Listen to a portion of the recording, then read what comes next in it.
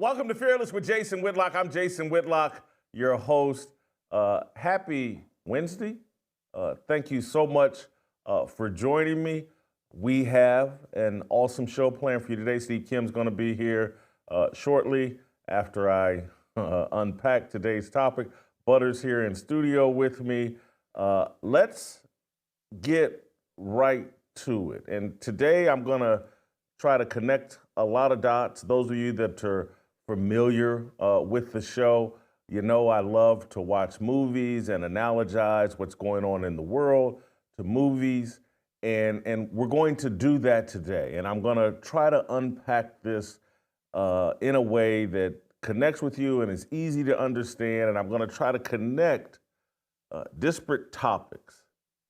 Because every time I go to ESPN.com, every time I hop on Twitter or X, every time I look at the news, I'm always like, man, I'm living in a completely different world than everybody else.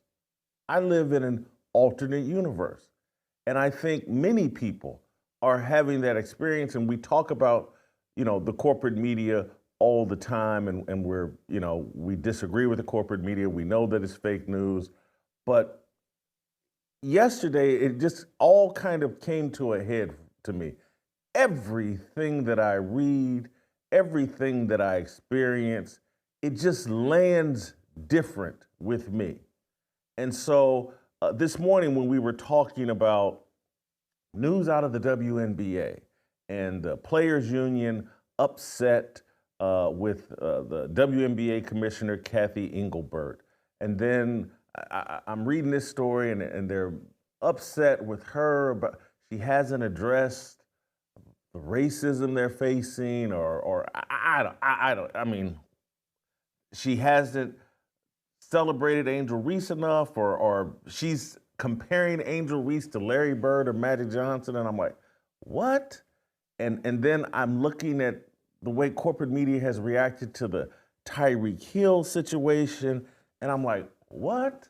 How are we spinning this? And again, we went into the Tyreek Hill thing yesterday in some detail, but it's still sticking with me because I saw something that they did on FS1 on their new show with Emmanuel Acho and the facility, and they're doing all this cosplay and acting, and I'm like, it's blowing my mind. It's like we're living in the Truman Show or the Matrix, and that's where my mind originally went. And I saw a story where ESPN wants to add, or Stephen A. Smith would like to add himself to the Monday Night Football broadcast. And ESPN's going to pay him $25 million a year. And to justify it, they may consider adding him to Monday Night Football. I'm like, how? What? How? Then, last night, obviously, the biggest story around the country was the debate between Kamala Harris and Donald Trump. And I'm watching the debate. I'm watching Kamala Harris kind of cleverly bait Donald Trump into being triggered and to talk about things that are nonsensical. And I'm like, what is going? Why is Trump falling for this? Why are the moderators? Why is this a 3-on-1 debate? Why is Kamala Harris making all these faces at Donald Trump? Why is the media spinning this out as if something significant and presidential happened last night? Nothing presidential happened last night on either side. But so this morning I'm talking to the team about how do I connect all this together? What movie can I lean into? And I mentioned the Truman Show, I mentioned the Matrix, and one of our producers said, Ready Player One. And I was like, Ready Player One? I haven't seen that. He goes, oh, it's everything you're talking about. It's people that put on these goggles and enter this place called the Oasis and this fantasy world while their real life is in this dystopian universe of the real world. And so this morning I watched Ready Player One. And I was like, holy cow, this is what I'm talking about. And it's Ready Player Dumb. And I think about how last night ended or this morning began when I learned that Taylor Swift, after the debate, came out and endorsed Kamala Harris. And then people started pointing out that Cailtin Clark, my favorite athlete, liked the tweet and seems to be in support of Kamala Harris. And I'm like, wow, we have really created a world, a universe, an oasis where you can be whatever you want to be. And so I'm watching the movie Ready Player One, and there's the actress Lena Waithe, this hardcore butch lesbian in real world, who gets in this movie gets to play a 300-pound black man, or 300-pound black man in the oasis. They show her later in the real world as, a bald-headed butch lesbian. And I'm just like, that's the world we have created, where anybody can be anything. They can put their goggles on, and Taylor Swift can be this important political influencer. Angel Reese can be Larry Bird or Magic Johnson, and this great player that's in contention for Rookie of the Year and just as good as Cailtin Clark. And Kamala Harris can go from Willie Brown's side piece to the presidency without ever having done anything of it, any substance, while being, clearly, in my view, supported during the debate last night with two moderators that, it was a 3-on-1. And Trump certainly handled it poorly, but it just made me go, everything is rigged. Everything coming through our phones, everything coming through our laptops, our iPads, our television, and that's the goggles we put on.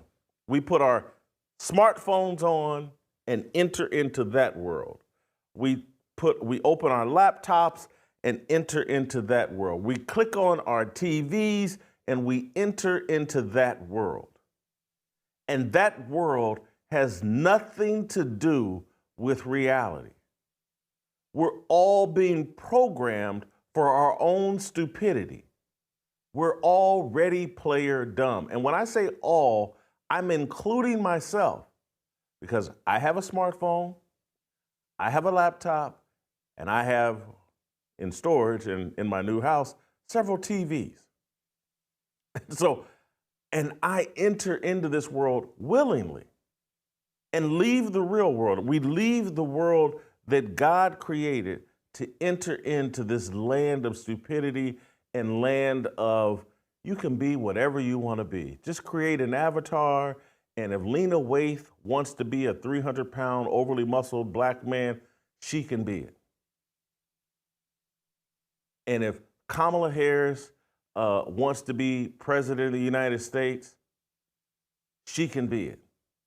And if Taylor Swift, someone that sings, pop songs that are about nothing, fluffy pop, she wants to be a political influencer, she can be it. And if Angel Reese wants to be the greatest rookie in the history of basketball, she can be it. He can all be. And if Tyreek Hill wants to be George Floyd, he can be it in this fantasy world that we're all being forced to live in. We're all ready player dumb. And so I want to unpack a little bit more of this, and then we'll bring in Steve Kim to talk about some of the details of this. But I just want to start with showing you some highlights from last night's debate, and then I'll walk you through some of these other topics or touch points that tell you about this fantasy world that we're living in. And so one of the most interesting things I thought early on, that we're going to start with SOT number 3. One of the early things that I saw early on watching the debate was Kamala Harris was doing a great job of taking an obvious question, avoiding it, and turning it into an attack, something that would trigger Donald Trump's ego. And so one of the early questions was like, hey, they're talking about immigration. And somehow Kamala Harris turns it into a discussion about people leaving Trump rallies. And I'm like, how did this just happen? Why did no moderator jump in and ask a follow-up question or do anything? It's like, we went from talking about illegal immigration to people talking about crowds at Trump rallies and people leaving them, and Trump took the debate. And I was like, are you kidding me? Play the clip. And I'm going to invite you to attend one of Donald Trump's rallies, because it's a really interesting thing to watch. You will see during the course of his rallies, he talks about fictional characters like Hannibal Lecter. He will talk about windmills cause cancer. And what you will also notice is that people start leaving his rallies early out of exhaustion and boredom. And I will tell you, the one thing you will not hear him talk about is you. You will not hear him talk about your needs, your dreams, and your desires. And I'll tell you, I believe you deserve a president who actually puts you first, and I pledge to you that I will. Vice President Harris, thank you. President Trump, on that point, I want to get your response. Well, I would like to respond. Let me just ask, though, why did you try to kill that bill, and successfully so, that would have put thousands of additional agents and officers on the border? First, let me respond as to the rallies. She said people start leaving. People don't go to her rallies. There's no reason to go. And the people that do go, she's bussing them in and paying them to be there, and then showing them in a different light. So she can't talk about that. People don't leave my rallies. We have the biggest rallies, the most incredible rallies in the history of politics. That's because people want to take their country back. The reason they go is they like what I say. They want to bring our country back. They want to make America great again. It's a very simple phrase, make America great again.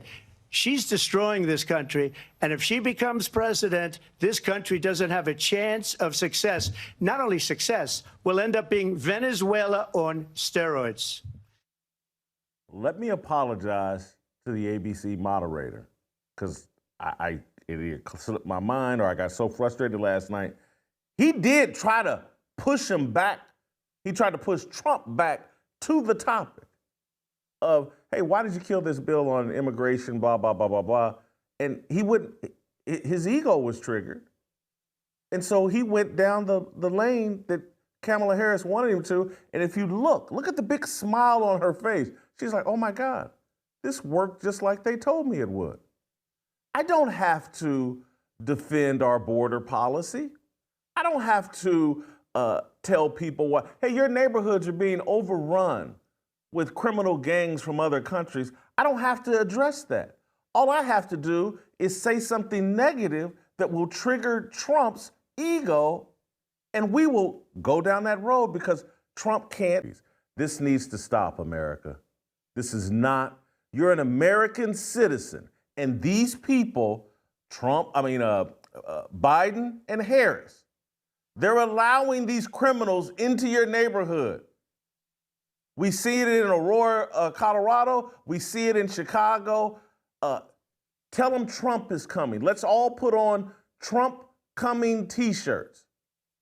That when Trump gets back, we're kicking those gangs out of your neighborhood and sending them back to their country. That's all the guy had to say.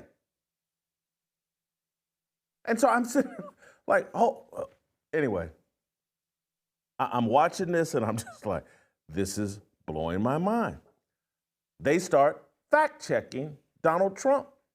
They never fact-check Kamala Harris.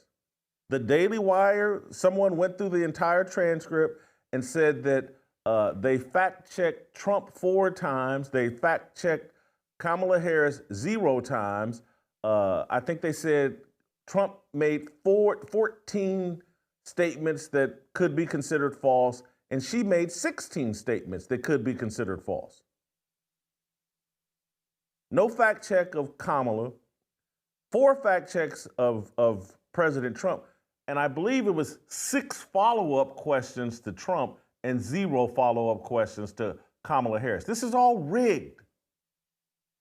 This is all rigged. We've put on goggles. We're interpreting things through TV. They've told us these debates on TV are so important. So put your goggles on. Let's go off in the fantasy world where 3 people jump on the former president. The former president makes his own mistakes, but don't take my word for it. Let's play SOT number 2. of ABC News fact-checking Donald Trump. I just want to clarify here. You bring up Springfield, Ohio, and ABC News did reach out to the city manager there. He told us there have been no credible reports of specific claims of pets being harmed, injured, or abused by individuals within the immigrant community. Well, I've seen people on television. Let me just say here, this is the people on television say my dog was taken and used for food. So I did watch all of these pieces of video. I didn't detect the sarcasm, lost by a whisker. We didn't quite make it. And we should just point out here as clarification, and you know this, you and your allies, 60 cases in front of many judges, many of them Republican. No judge looked at it and said they there was said no we didn't have widespread fraud. standing. I did watch all of these pieces of video. I didn't detect the sarcasm, lost by a whisker. We didn't quite make it. And we should just point out here as clarification, and you know this, you and your allies, 60 cases in front of many judges, many of them no Republican. Judge looked at it and said they there was said no we didn't have widespread standing. That's the other thing. I'm not sure what happened there, but there should have been other examples other than the repeat of that. But they fact-checked him 4 different times. She got up there and was able to, police officers died on January 6th, and she got to tell any lie she wanted. Any of these Trump hoaxes, she got to say things that have been blown up. She got to say, no one fact checks her. No one adds any context.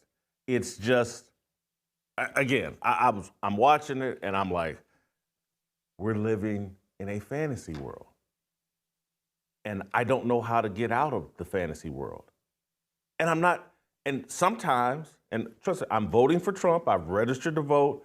I've been explicit about why I'm voting. The January 6th deal, I think Trump can hopefully pardon those people, and then hopefully we can avert World War III. But I watched some of this and I'm like, is Trump in on this? What's going on here? I wake up this morning and I see this clip. Taylor Swift comes out and endorses Trump, and I'm Fox and Friends or some Fox show, maybe last night, this morning, whatever. They're asking Trump, and he's playing along like that Taylor Swift matters. And he's giving a response about Brittany Mahomes liking him, and I'm like, oh, God. Play shot number 4. This is Trump talking about Taylor Swift endorsing Kamala Harris. Just to finish up on that point, then. By the way, Lawrence is doing a very good job, I have to say. He really is. He's doing a great. Hey, I've got a quick question for you.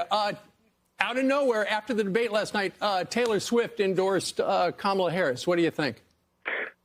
Well, I actually like Mrs. I actually like Mrs. Mahomes much better, if you want to know the truth. She's a big Trump fan. Maybe this is a personality play. Hey, I'm a likable guy. But Taylor Swift having some influence over this election and being treated like a serious person.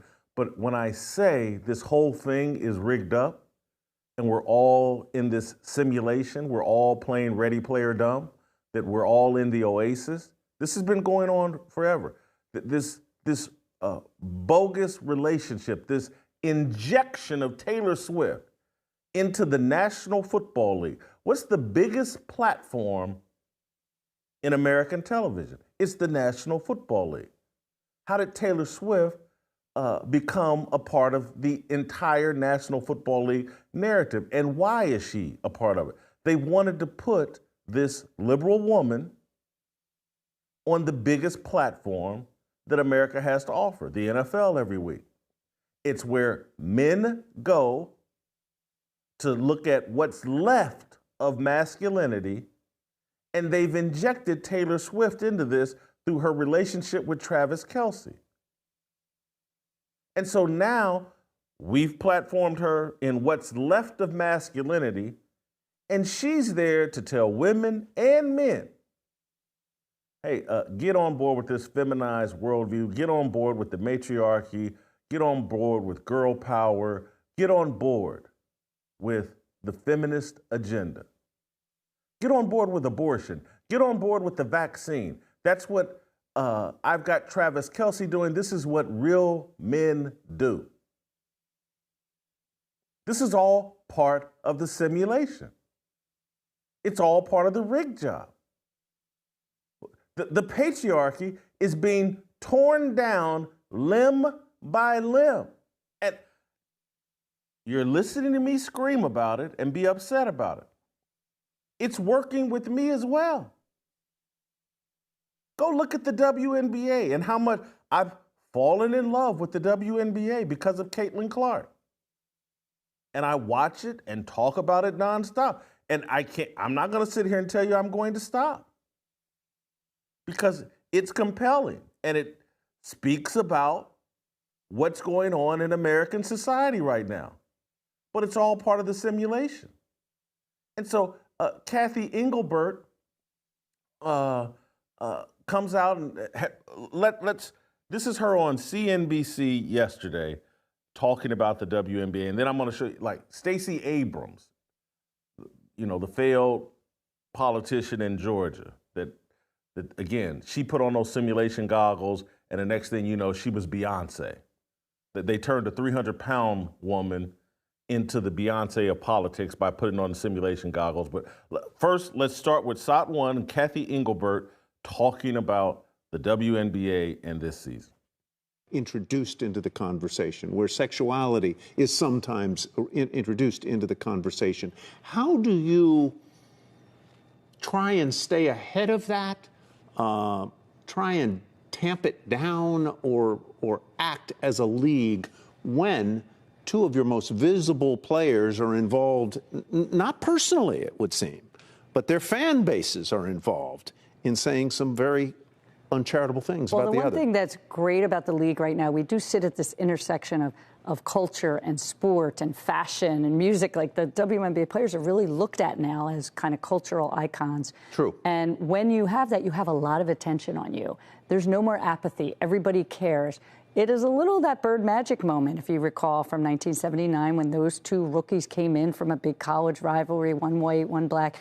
And so we have that moment with these two. But the one thing I know about sports, you need rivalry. That's what makes people watch. They want to watch games of consequence between rivals. They don't want everybody being nice to one another. So the social media is different today than it was in 1979 when it didn't exist.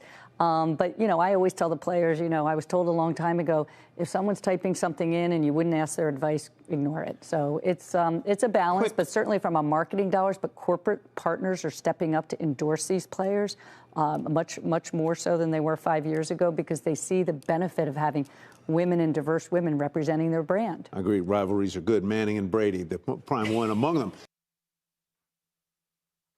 So this isn't by accident, this timing, this the WNBA taking front and center.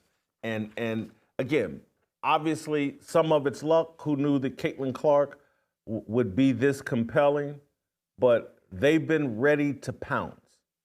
And ESPN started its promotion of Cailtin Clark, I believe, toward the end of her sophomore season, certainly throughout her junior season, and we've all fallen for the bait. Hey, she's the next Steph Curry. She plays like a man, blah, blah, blah. I'm right there with you. She's my favorite athlete. But this is all part of the simulation, all part of the feminizing of everything and getting us prepared for Kamala Harris to be the president, Cailtin Clark to be the biggest star in sports, and for the WNBA and their lesbian LGBTQIA plus agenda and their Black Lives Matter agenda to be front and center.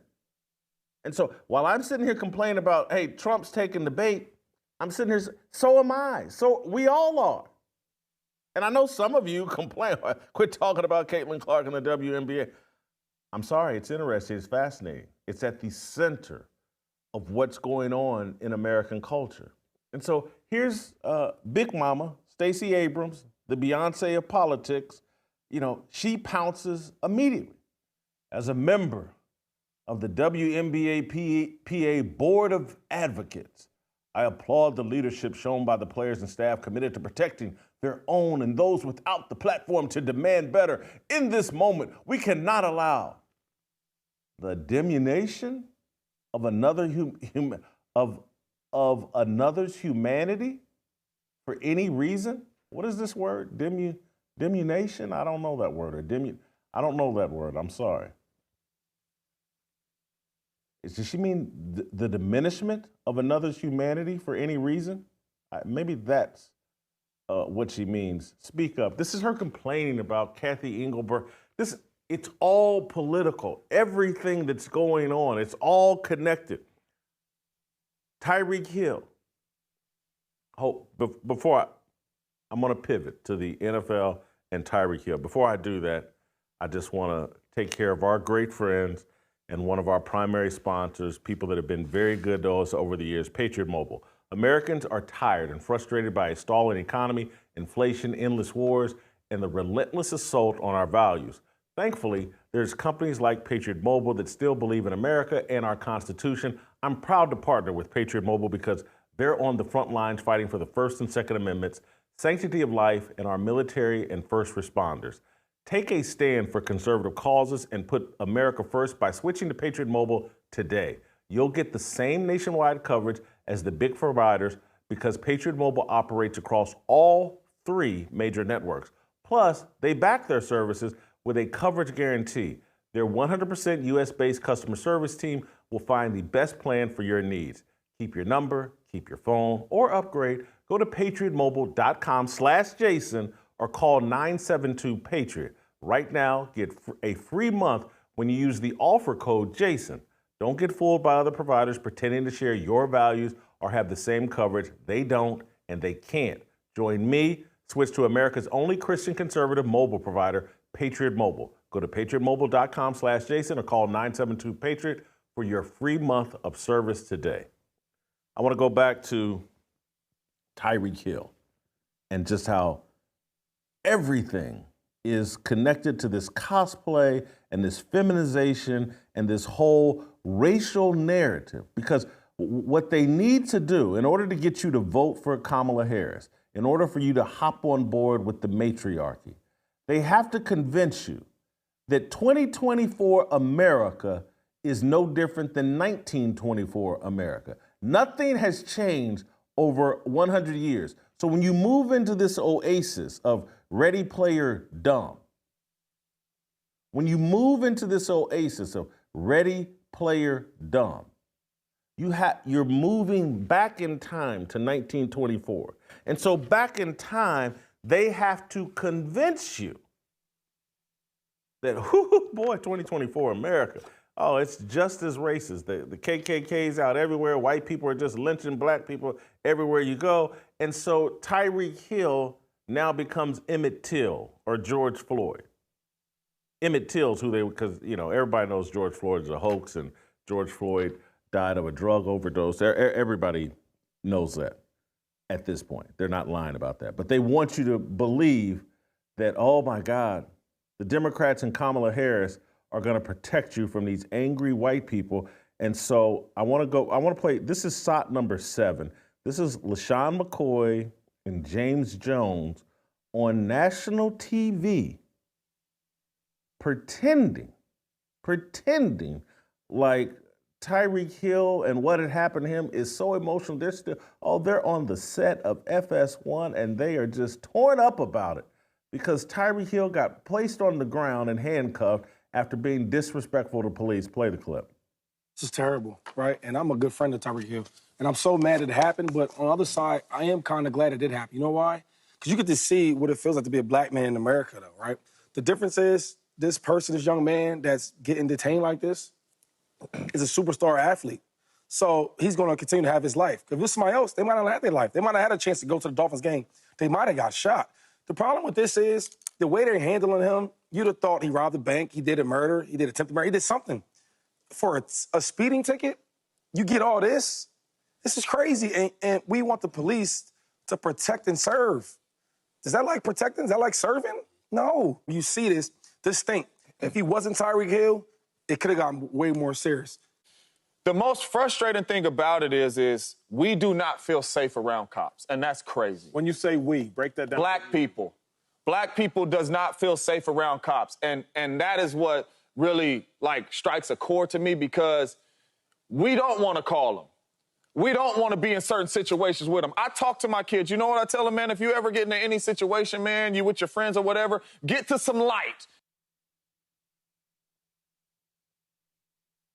This is how bad the cosplay is. That James Jones is pretending like he's giving his kids instructions about how to avoid being killed by the police.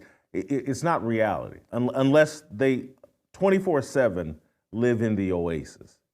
Because everybody knows, the statistics back it up, and everybody knows,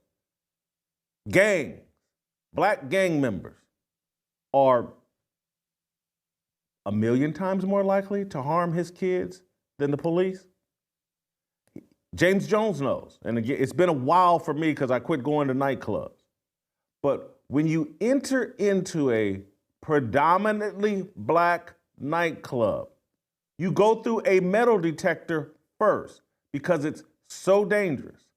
And they know that if there is no metal detector, more people may get harmed. Now, when you're a black person entering into a typical police station, is there some fear? Do you have the same fears going to a nightclub that's predominantly black? Do you have the same fear going to a police station that you do driving down Old Block in Chicago or any 38th Street in Indianapolis? Cut it out. Quit lying. But that's the false, fake world that they've created to trigger you into fear, into, oh my God, if I don't vote for Kamala Harris, I won't be safe. White people will just kill me and the police will just kill me. Kamala Harris is the vice president right now. Joe Biden is the president right now. Whatever happened to Tyreek Hill happened on their watch. But they want you to, it'll be so much worse when Donald Trump is president. Hey, Trayvon Martin, Barack Obama was president. Michael Brown, Barack Obama was president. All these racial hoaxes that you guys keep trying to raise up as if it's Emmett Till 2.0. It doesn't matter who the president is, because they're hoaxes. And it doesn't matter who the president is, because there's no resolve to fix the black family. It doesn't matter who the president is. Our neighborhoods won't be safe from gang violence because the family's broken up and the man is out of the house and he's not raising his kids. Everybody knows it. But hey, let's put on these goggles. Let's enter into La La Land and this false, fake world where the police, oh God, black people, what did he say? Black people does not feel safe around the police? Isn't that what he said? He said does not. He didn't say do not. He doesn't feel safe around a dictionary or proper grammar either. He's an athlete that just wants a check for being on TV, and he will say anything to protect that check. He will enter the oasis, he'll put them goggles on and enter the cosplay of pretending like, oh my God, I'm just not safe. I got to give my guy, Charles Barkley, credit. He's the only person I've seen out here. Stephen A. did it a little bit yesterday, but you know, Stephen A.'s instincts initially on the Tyreek Hill were to play the race card, and now he's backed off. He got crushed over Twitter, and he had to move to common sense, or maybe he got on the phone with Barkley. Who knows?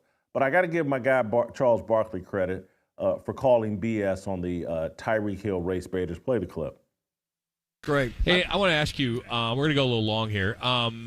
Your thoughts what happened with Tyreek Hill? So, I don't know what happened. I think it clearly escalated quickly. Yes. I hate that we're going to throw it in the media because, you know, the guys are going to quickly go to race. Yeah. And it bothers me because we don't know what happened because we weren't there. Because we got so many fools in the media who love to play the race card.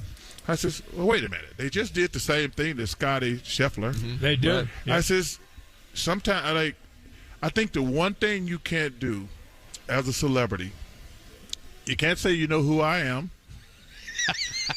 And like I say, I don't know what happened, but that's the one thing you cannot do. Yeah. Yes, I agree. You say, yes, sir. Yep. Cooperate. Cooperate 100%. And he, like I say, I don't know what happened, but like I say, when we let these fools on TV and the radio,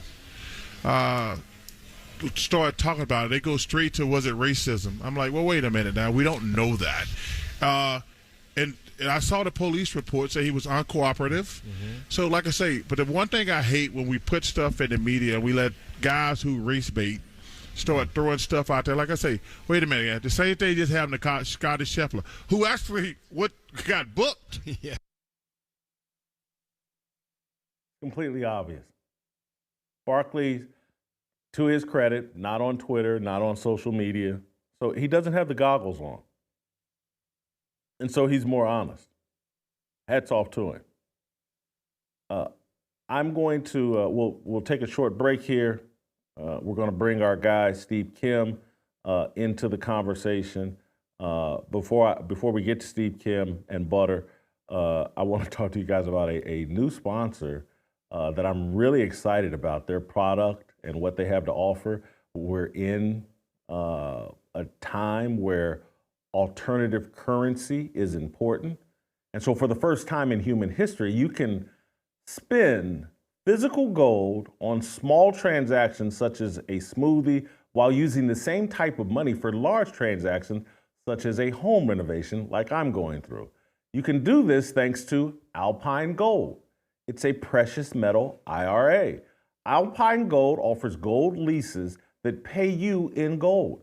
Everyone is eligible to start with returns of up to 3.5% average per year. The Goldback is the world's first physical interchangeable gold money that is designed to accommodate even small transactions. Goldbacks do not need someone else's approval to spend, do not specify where they can be spent or what they can be spent on, and the Goldbacks are anonymous. To learn more about Goldbacks and ALPINE Gold, visit alpinegold.com and use the promo code FEARLESS to receive free shipping on orders over $200. That's alpinegold.com and the promo code FEARLESS. Steve Kim, Korean Cosell, next.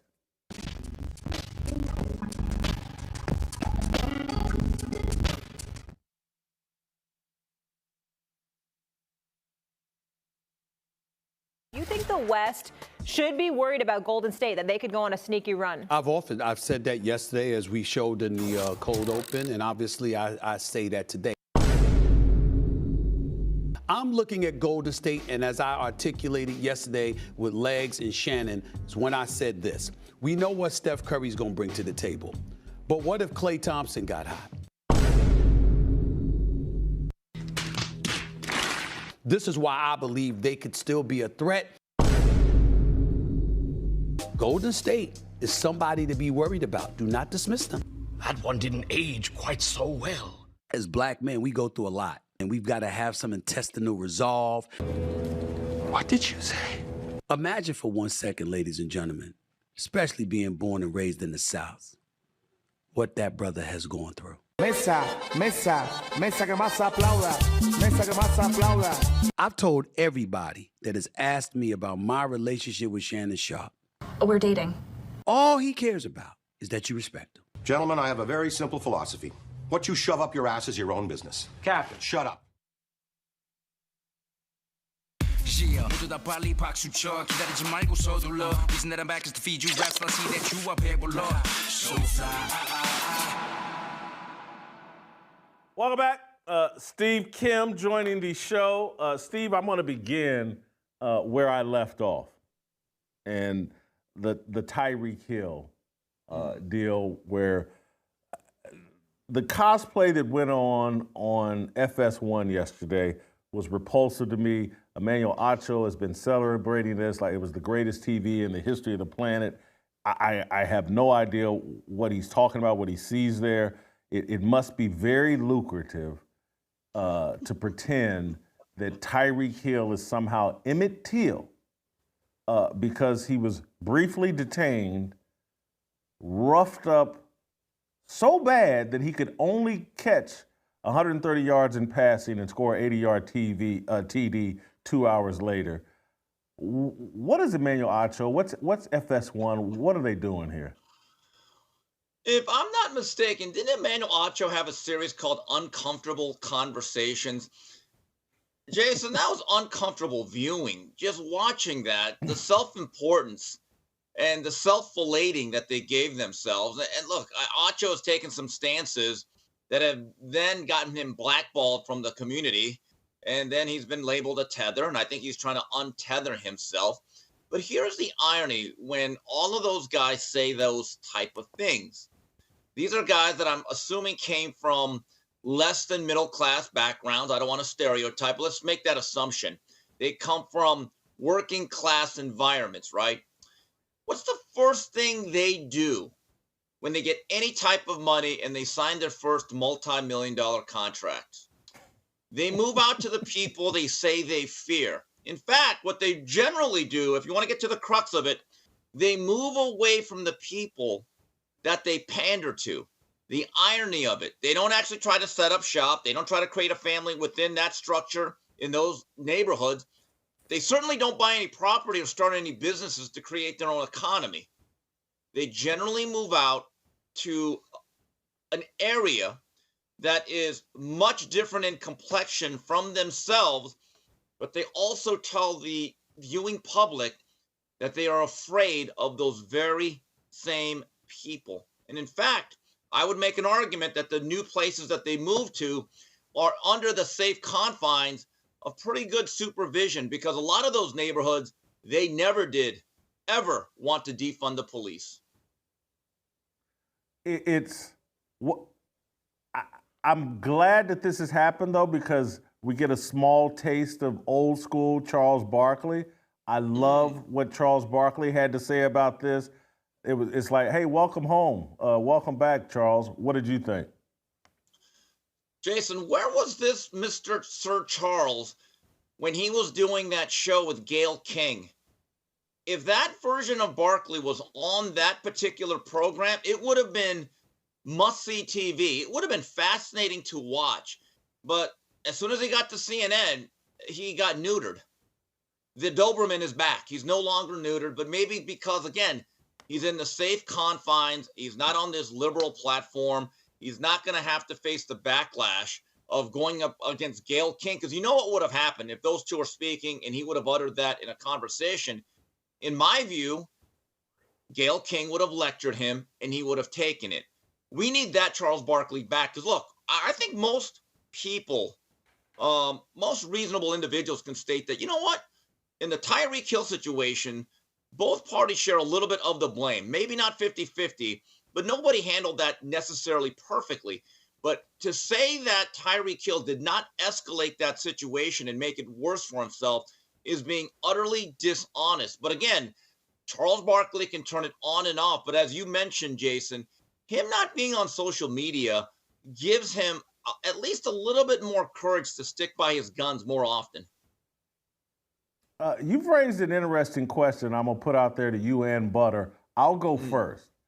If I have to split up the blame in percentages, I'm going 96% Tyreek Hill, 4% police officers. What's your percentage, Steve and Butter? All right, I'll go first. I'll say about 75-25 Tyreek Hill. I just think the cops have to understand the optics don't look good regardless because of who they are pulling over. And I don't mean the celebrity. You know what I would have done if I was the cops? I would have just waited for him to get out of the car and just say, okay, we're just going to stay here the whole time, especially if I know it's a Dolphin player. I'd be like, okay, go ahead, miss the game. This way you could just say, hey, we are just trying to be as polite as possible. And, sir, we're going to be here all day. You could roll down the windows and please get out of the car. Just turn off your engine. We're good. That's what I would have done. I just think, again, they caused unnecessary heat onto themselves and every other law enforcement individual across the country when they started to really jostle Tyreek Hill. Dangerous parked on the side of the road. Any police officer will tell you that. Yeah. So I don't know if they wanted to let that play out. Butter, where you at on percentages? I don't think there's any way you can look at this with any degree of honesty and at least say 50-50. I think that he had more to do with it. You think it's 50-50? I'm saying you can't look at it with any degree of honesty and at least say that's the minimum. He had a responsibility there. Look, these officers are just simply trying to make sure that the situation is under control, and I don't think he ever allowed them to do that. But I will say this. Butter, if you don't move past 50-50, you're headed to the butter box. I'm saying. Give me a number other than 50-50. I think that Tyreek Hill had 70% of the blame for not at least allowing the officers to take control of the situation. But I will say this. I don't know what it's like to be a black man in America driving a $500,000 sports car. Trust me, it's a great feeling. 100 miles an hour to a stadium to make $90 million over the next 2 years playing a sport. I'm trying to do the math on the 3 cars. Yeah, Jason, let the man have his anyway, opinion. Go ahead. If the man says 50-50, it's 50. Butter, stick by your guns. Now, you may be put He can have that opinion. I'm just saying. In the butter box, he can have that opinion. There's no way you can. I don't see how anybody could not at least include that as being halfway responsible for what the outcome was. Got you. But it's more than 90. It's closer to 96-4 than 50-50. Hey, I'm the average sports guy on the show. I got to tell it the way I see it. I'm still trying to do the math on my cars to see if I've reached $500,000. And trust me, he's driving a $500,000 car. That's what that is. Yeah. I think my no one I don't with the reasonable level of intelligence can tell me if Tyreek Hill pulls over, rolls down the tinted windows, puts his hands on 10 and 2 o'clock, he gets a ticket and he's off. When Tyreek Hill, I didn't want to cause a scene. Really? Okay, the irony of that comment went right over his own head. I'm not good at math. I'm still trying to do the math. I needed you to talk longer so I could count my fingers and toes a little more, Steve. But let me move. Let me move on. I'm Asian. Let me handle the math here. We're good at that. That's our thing. Yeah. Taylor Swift endorsing Kamala Harris and Cailtin Clark appearing to jump on that bandwagon. 2 separate questions. One for you, Steve. As it relates to this, do you think Cailtin Clark supporting Kamala Harris, will that break the spell, the hold that Cailtin Clark has on me? Or does it change your opinion of Cailtin Clark in any way? No, because I'm still not so sure what this really means. We got to stop expecting, and I don't mean us, because I don't think we're Swifties. I hope not. We have to stop expecting our celebrities who we choose to follow to have the same beliefs as us. And conversely, the general public, those groupies, male and female, they have to stop being sheep and being led around the nose by any celebrity endorsement. It really should not matter. I think Taylor Swift endorsing anyone that's Democratic and liberal is the least surprising thing of this whole thing. Now, who knows why Cailtin Clark like that? I don't think I don't know what her political leaning is. I don't think it really should matter. Honestly, Jason, I would hope it does not change your opinion of her. We should be allowed to have differing political opinions. Unfortunately, I think this thing's become a religion. Politics is the new religion now. It really is. It's not just politics. It goes far beyond that. So I don't know. But Taylor Swift saying, hey, I'm going to go with the Democrat. What? We didn't know that 2 years ago? Come on, Jason. Taylor Swift, yes. I'm not surprised by her. Cailtin Clark stepping out there and liking the tweet, I'm surprised. I'm disappointed. She's still my favorite athlete. I'm still can't wait to the night's game against her, the Las Vegas Aces, and Asia Wilson with the MVP on the line, both on Wednesday and Friday. I'm still all in on Cailtin Clark, but I didn't like it. Butter, I know you're not surprised Taylor Swift is a Kamala Harris, No, I almost feel like this was an orchestrated timing of it, too.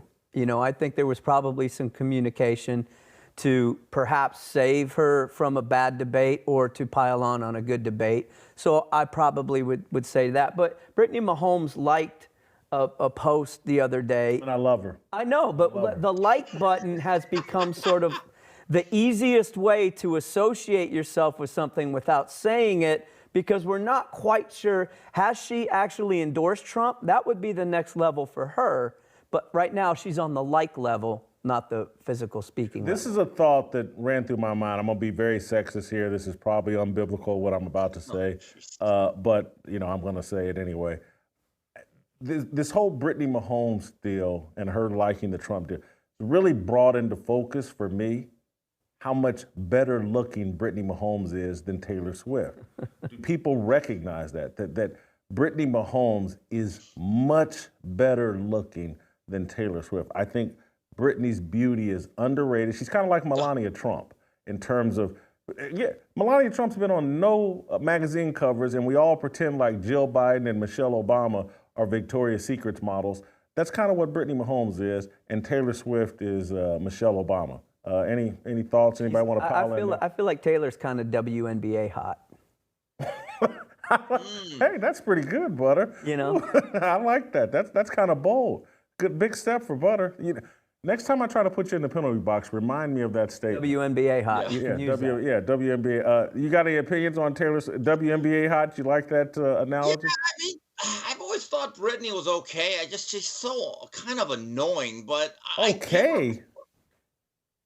I don't really look at her in any way. I think, she's a player's wife. She seems like a pleasant, if annoying human being. But I will admit, I give her credit for having the guts, knowing who her husband is, knowing that a lot of people rely on her opinion to shape someone else's mood for the day, right? That's an indictment on the American public, that she had to have known by clicking on that button or retweeting certain things, she was going to take heat. And quite frankly, there's a lot of people out there with any type of celebrity, whether you're an A-lister or a C-lister or of any type of identity where people would know you in a grocery market, they're afraid to state their beliefs. They don't want the blowback. And for her to at least stand in the pocket like her husband, again, I do find that admirable. Steve, I'm going to circle back to you here. And this is all part of like this fantasy world that we've created, where Stephen A. Smith is a candidate for Monday Night Football. Yes, according to Front Office Sports and my guy Mike McCarthy, and they're trying. ESPN's trying to come up with ways to justify paying this clown $20-25 million a year and making him a part of the Monday Night Football broadcast as part of it. And this is, I believe, a quote from Stephen A. Smith. I don't want to insult the legacy of the great Howard Cosell, who's somebody that I idolize, but that's what I want to do. When I think about the NFL, I'm not talking about being in the booth with Troy Aikman and Joe Buck. You don't mess with that chemistry. You leave that alone. But I'm unapologetic about what I want. I would love to be a part of Monday Night Football. I would love to work with Monday Night's Countdown's new cast, including Jason Kelsey, Scott Van Pelt, Ryan Clark, and my man Marcus Spears. I mean, two of those guys are on First Take every week. Stephen, the guy knows nothing about football, and they're probably going to do this. And this is where people are, we're like, you're just jealous. Nah, man, this dude, I actually think Stephen A. Smith would be a great color analyst for the NBA. I think he could be the Dick Vitale of the NBA. And that's not me saying Stephen A. Smith is some great analyst of the NBA, but his brand, his personality, his passion for the NBA, it makes sense. Monday Night Football makes no sense. This is another guy slapping on these Ready Player One goggles and just like, hey, this is what I want to do. This is what it makes no sense, but this is what I want to do. He's Lena Waithe playing a 300-pound black man if he's a part of the Monday Night Football broadcast. Your thoughts, Steve Kim? The way he invoked the name of the great Howard Cosell reminds me of a line that was once said about Dan Quayle during, I think, a vice president debate. Hey, we know Howard Cosell. Stephen A., you or no Howard Cosell. Look, he's tried to interject himself into other broadcast coverage of sports that ESPN has. He fancied himself as a big fight fan. Okay, so I have a rule as a guy that's a dyed-in-the-wool old boxing scribe. When people like him say, I'm a big fight fan, that generally means, Floyd Mayweather, Manny Pacquiao, and maybe 3 other boxers. And there was a quick stretch where ESPN tried to include him in some of their boxing coverage. Fell flat, didn't know enough. Where it really was bad, UFC. When Dana White brought his coverage or his property over to the network. League. Yeah, they forced almost them to have Stephen A. Smith, and it went over like a fart in church, a loud, wet one. And there are still screenshots of the facial expressions of Joe Rogan looking at this guy going, geez, it doesn't work. And Jason, here's another critique I have of generally a lot of these shows. There's already too many people. Jason, I'm sorry. We don't need 7 people for one game, especially on a show that's not like a marathon. Like, I like the Fox crew. There's too many people. I don't want to see a desk with 8 people on there, and it looks like the line at the DMV on a Monday morning to get a word in. I don't think you need Stephen A. Smith unless you're going to kill me for this, unless you chop off at least another 2 of those guys that he mentioned and actually give Stephen A. Smith a prominent role. Because quite frankly, here's the issue, though. I don't look at him as particularly knowledgeable about the NFL as I once did about the NBA when he was on that beat. He's not knowledgeable. And this is the exact same thing what he's seen in his agents and his handlers and the political agenda. It's like, hey, Taylor Swift's getting to ride the NFL gravy train, and it's elevating her brand. I want to ride the NFL gravy train and elevate my brand. This is all about Stephen A. Smith. It has nothing to do with sports fans. It has nothing to do with what's right. It's about elevating his brand, and he's probably promising, elevate my brand, and I can promote more of this woke, Black Lives Matter, matriarchal worldview. I can do exactly what Kamala Harris is, what Taylor Swift is doing, and I can sit out there on this NFL stage and tell black men, cut your balls off, feminize yourself, and let's get some lesbian coaches in here in the NFL. He will say it all for the money. That's what bothers me. And the other issue is if you had another voice, especially one who's a bigger personality on the pecking order of the totem pole at ESPN, the last thing those guys like Marcus Spears wants is to be pushed further down the totem pole. Think about it, Jason. If it's an ensemble cast and you're certain guys, you want to get your shots in. It's like being on a great basketball team. There's only one basketball. And if you bring in another scorer, well, guess what? That's 10 extra less shots you get per game. I think secretly every one of those guys that Stephen A. listed as being a great teammate, here's the issue. They may not want to add you on their team. There's egos involved here. Steve, I got a final topic for you. It's up your alley that connects to all of this, that in my mind. And when I think about things being rigged, from the election to these influencers that are being installed, nothing is more negative in terms of impact. And I'm a bit of a gambler. Just being honest. But this whole gambling thing, and now Auburn's quarterback, Peyton Thorne, basically admits that, he's being reached out to, harassed, gamblers and hardcore sports fans. It's all connected in terms of these college kids and this name, image, and likeness and the money they're making. And we all think that somehow that there's 100 guys on a team. There's, let's say, 35 guys that matter on a team that can influence a game, who may not be happy with their name, image, and likeness deal and may be willing to be exploited by a gambler. But anyway, I just want to play this clip of Peyton Thorne talking about all the different people that are coming after him after he had a bad performance and just the level of harassment he's taken. And I think a lot of it is connected to gambling. Let's play the clip. You've grown up in this. You're a smart enough guy to know that you don't play quarterback at a place like Auburn in an SEC school and don't get some criticism for it. How do you deal with that? How do you drown it out? I mean, what do you do with that?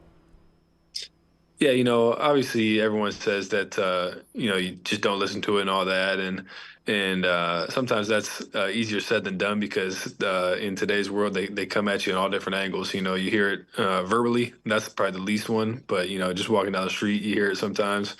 And then obviously the social medias that hit you on Venmo, all types of stuff. So. You just have to block it out. You have to go back to where your foundation is in your life. And for me, that's, my faith and my family. And so just doing that, but also just keep the focus on what's next. There's not, like I said, there's nothing we can do about Saturday, but I can handle today. They're coming after your Venmo, Peyton? Like they explain that one to me. I've never heard that. Like they send you cash? No. They're definitely not sending cash. Okay. It's funny when they lose money, they want the money back, but when they win money on a parlay, no one's ever sending any money. So I see now. Yeah. What a dumb question by me. I understand now. Okay. Steve, and people say this about European soccer and the gambling influence because gambling's always been part of the mainstream in London and all that. And I'm sure gambling's been part of the mainstream here in America, but now it's out of the closet. It's above board.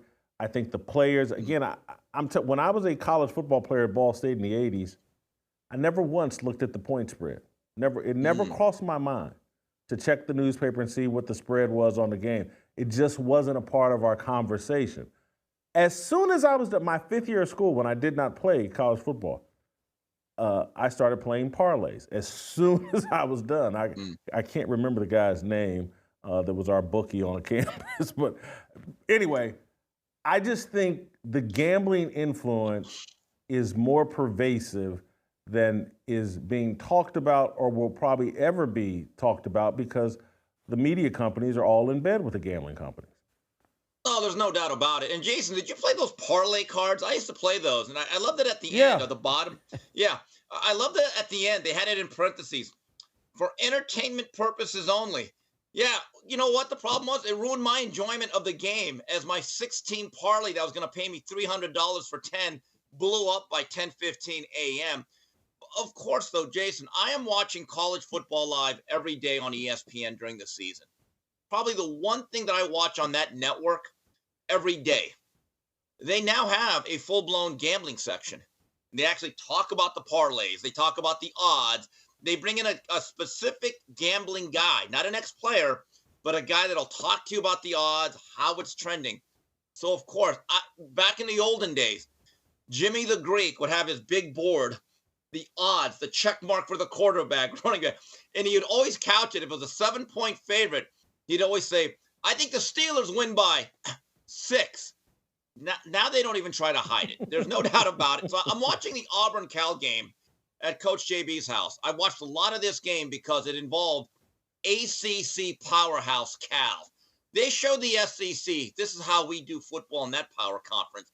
Peyton was a thorn in the side of Auburn fans. And this is where I feel bad for this young man. When he transferred from Michigan State to Auburn, I don't think he knew what he got into. The SEC, when they say it just means more, it really means more in a lot of different ways. And he's not one of these players that has these huge NIL deals. I don't think the average human being in America even knows who he is. I don't even think most college football fans could tell you who the starting quarterback at Auburn is for Hugh Freeze. I really don't. But when money is on the line, things get very charged. That's why in general, Jason, I'm not saying I've never placed a bet. I have not placed a bet in years because for me, it hinders my enjoyment of the game. I just want to see the games for entertainment value and have fun. That's it. I really don't. I don't even give gambling advice because now if I feel as though I tell you something, well, now I'm responsible for your money. So I always tell people I'm the wrong guy. The only gambling I do as an Asian, as I like to say, is to drive. That's it. Hopefully I make it home to where I'm going every day. But I do think that the gambling aspect is only going to get bigger and bigger. Jason, the last 2 years, we have seen players in the National Football League and college be suspended. And what's it for? Gambling. Yeah, I'm from a gambling family. I was taught gambling at a very early age. From my grandfather was the numbers guy. That's how he was a ghetto superstar because he was pretty wealthy. He was cash rich in the ghetto because he backed the numbers, and then just being real. My mother and father, taught me and my brother how to gamble at an early age. I'm from a real. Anyway, I've almost beaten my gambling bug. I gamble a lot less than I used to. Butter, you better not gamble. I met your two boys. I met your wife. You got better things to do with your money. Or do you gamble a little bit? I can see you back behind the shed shooting dice. I can see it. We did that every single day in college. We shot dice. I'm not a gambler. I'd like to get into it, but look, this is 2024. What athletes and entertainers have to deal with. It's the real stuff. Yeah, I've beaten my gambling habit. Hey, Steve, thank you. We'll probably see you tomorrow. Great job as always. Guys, before we go, I want to tell you about a great opportunity for those of you, particularly those of you that are part of the Fearless movement.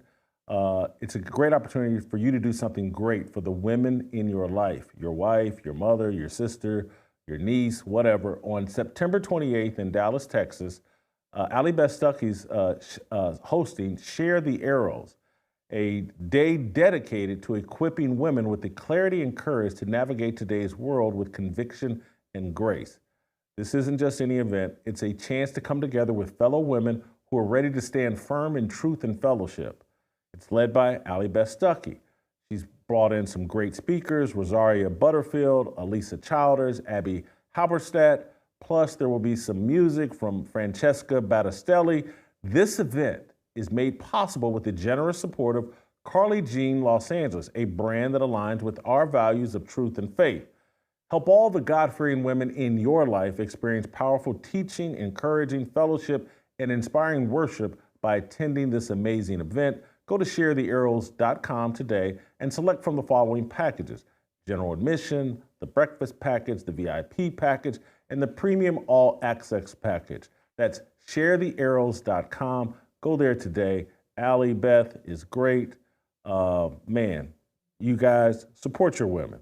This is and particularly for those of you that came to Roll Call, thank your women by sending them to this great event in Dallas hosted by Allie Beth Stuckey. That's all we got for today. We'll play some tomorrow, and we'll see you tomorrow.